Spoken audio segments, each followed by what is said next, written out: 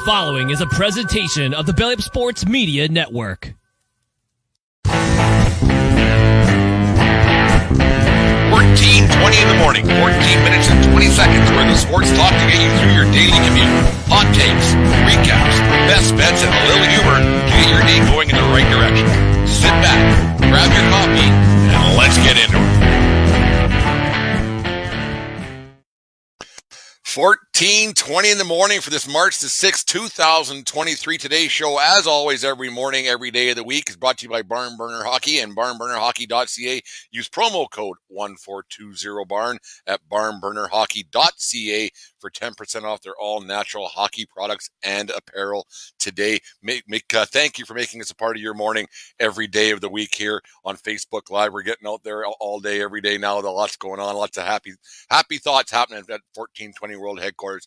Anyways, last night I was having dinner. Once a week we make sure we sit down and have dinner together on a Sunday night and play Scrabble like old people do. And me and Deanne got discussing the idea of load management, and she's a sports fan, like a 3 out of 5 sports fan. She follows it a lot. She understands the game, but the ins and outs of it. So we're still getting to the bottom of that kind of stuff. But we got in the discussion of load management last night, and how she doesn't understand it. And I don't understand it either. I don't think anybody does. I think that the ultimate sports fan. We talked about with two dudes from Sports News the other night, and why management owners tend to do that and everything else, and why they decide to sit games out. And it's still an unclear situation. How players and coaches and managers, they don't understand it. Yes, winning a championship is the ultimate goal, but most teams, they have to have a realistic thought process in their head that they're not going to win a championship, and that they're not that good. And most teams, like we say every day on whatever show that we're doing here at 1420 World Headquarters, that winning is really, really hard, and most teams don't really have a chance to win throughout the course of a season, and throughout the course of a lot of guys' careers. They don't really have a chance, and so playing every night is so much more important for the fans and everybody else to see that the only reason why these guys have contracts and the like is to is because of the fans and because of what they do and people adore and everything else, and they're privileged to play in front of people on a nightly basis. And sitting out games, I don't know, it leaves a sour taste in your mouth.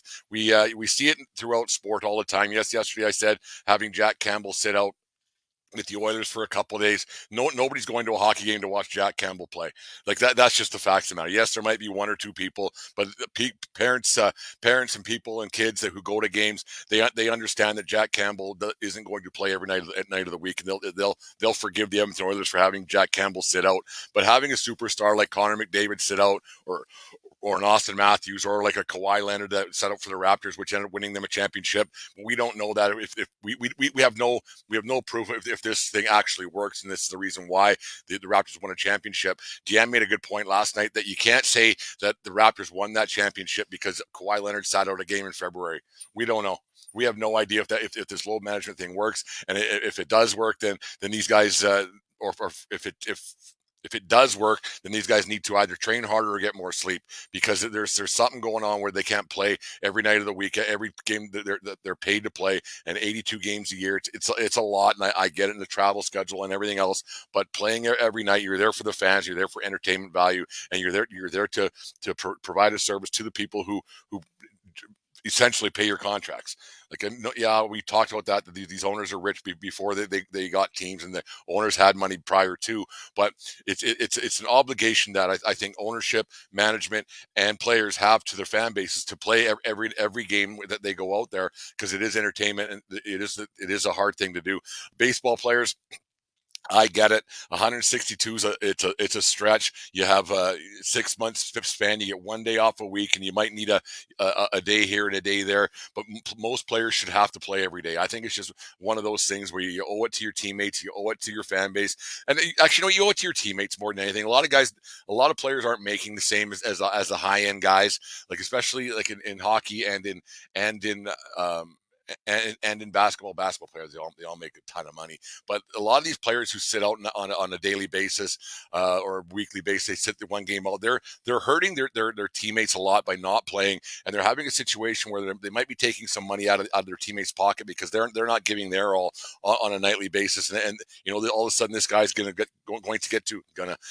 get to 10 points or 50 points instead of 60 points. He's going to get 60 points instead of 70 points, or the number may be, and he might have a contract laying on the line. And because this guy didn't want to play one night because he's a little tired or a little nicked up, as they say, it might be taking some money out of that teammate's pocket, and it could be it could mean millions of dollars for the lesser known players, and it's not really a fair situation for these guys where the superstar wants a night off, because having nights off, like, you run out of games, man, and then all of a sudden you're done and your career's over, and you think, well, what the hell did I do? Because I don't think it's been proven that having a guy sit out wins a championship. People say that the Raptors would have never won without Kawhi Leonard taking those games off. We don't know that.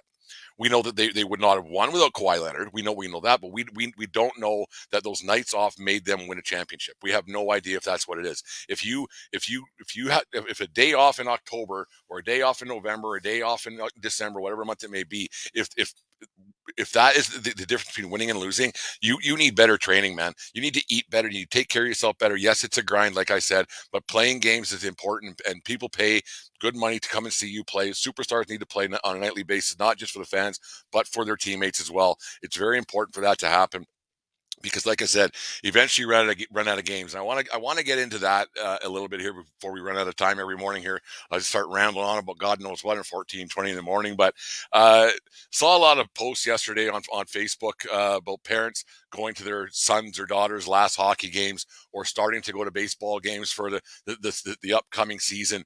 And a lot of parents were saying that it was the last game they're going to see their kids play, or it's their last season they're going to see their kids play. Baseball was coming up, and they're getting prepared for that. And I got a message to parents out there. Maybe it's do yourselves a favor.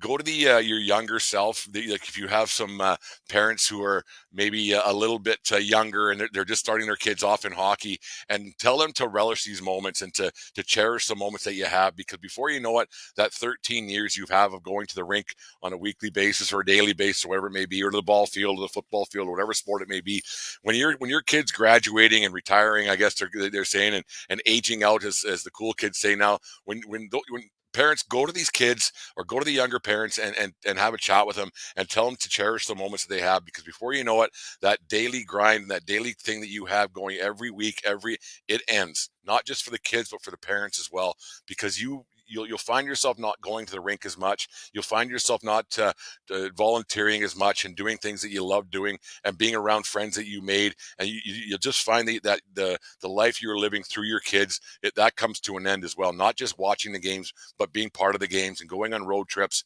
and the like, and having a good time with other families, and with other people and communities you go to. And tell these younger people, like, when you go to the rink next week, it might be the last time that your son or daughter plays hockey, or you're going to the field this year for the last time, when the baseball season's getting, well, it's a ton of snow on the ground out here, crazy southern Alberta weather, but it's to have a chat with the younger parents, and tell them to cherish the moments they have, because before you know it, it's gone for you too. It's not just gone for the kids playing, but it's gone for you too, because you'll never get to watch your kid play again. And yes, you can go to the rink and watch them play beer league hockey or whatever it may be, but it's not the same. Trust me, it's not the same. So when you have that time to go and watch your kid, make sure you're cherishing it. If it's the last time you're going, your kid's aging out, and he might not ever play again. He might hang him up, and that's it. So you never know, and you find yourself missing those moments, because you used to go every Saturday morning, you used to go every Sunday, you used to do all these things all the time, and then before you know it, it's over, and you only have 12 to 13 years of your child.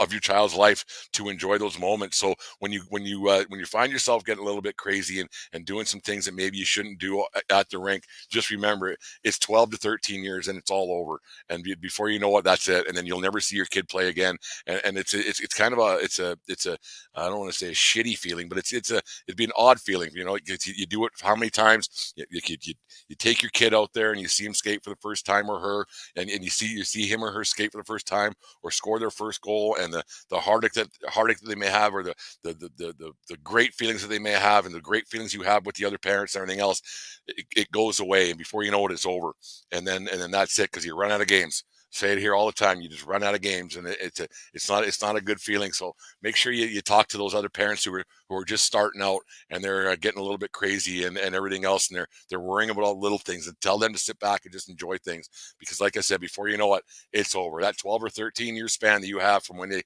first lace on skates at the age of 4 or 5, and then they're done at 17, 18 years old. That's it. And before you know it, you don't get to go. You stop going to the rink anymore, and it's just part of your what you did for so long is just completely gone. So it's a tough go. But anyway, there's my heartfelt moment for the week. We got a lot going on here. Didn't want to get too revved up on Monday morning. I got 2 more of these to do today. So anyways, on this day in 1922, Babe Ruth, he got himself paid. He signed a 3-year contract with the New York Yankees for a whopping $52,000 a year. Prorated to today's money would be $926,000 a year.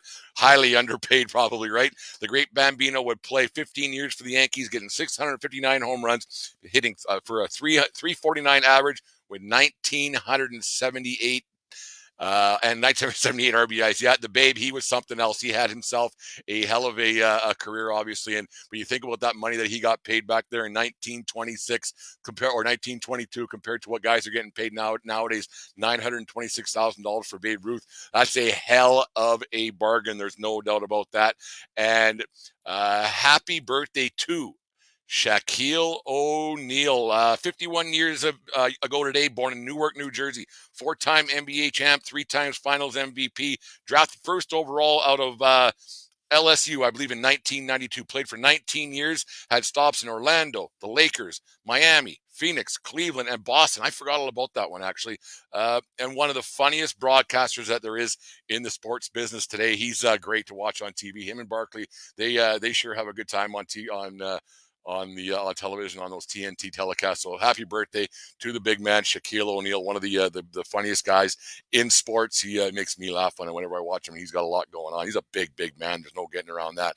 Anyways, lots going on here. World headquarters this week. There's no stop on the tour, the MLB tour this week. They got a day off tonight. We're doing a interview with Lou Gamlin of the Captain Lou Experience. He's going to join us for the Detroit Tigers stop on the tour. We're doing that, and then Dave and I are doing our first live show tonight, so that'll be a lot of fun to get that one going. We're on YouTube Live. I think it's 7:40. I was going to have it 7:30, but Dave never seems to be able to make it on time, so that should be all right, and get that going too. So our first live show, make sure it's all queued up, ready to go. It'll be on Facebook Live. We got some graphics and commercials and all kinds of things happening here at 1420 World Headquarters. We're learning as we go. We find new toys to play with all the time, so it's a lot of fun to do. But make sure you guys, like I said, if you're a parent, go out there and have a chat with some people today to say, hey, if your last game, just enjoy it. If it's your first game, make sure you enjoy it even more, because like I said, it's over before you know it. You don't know what you're going to do, and all of a sudden your Saturdays are just your Saturdays, right? And that's not, and that's it. That's not a lot of fun. So being crazy, and when you're worried about your kid making it or not making it and everything else, 13 years goes by quick, because you know what? Most of us don't make it, right? Most of us don't make it, and then you look back and you go, why? And having that load management thing, and if a kid doesn't want to play, just say, listen, man, you're gonna run out of games someday, so you might want to go out there and play with your teammates, because it might be the last time you get to do it, because you'll never get that feeling back. Never ever. You'll never get that feeling back of being on a team.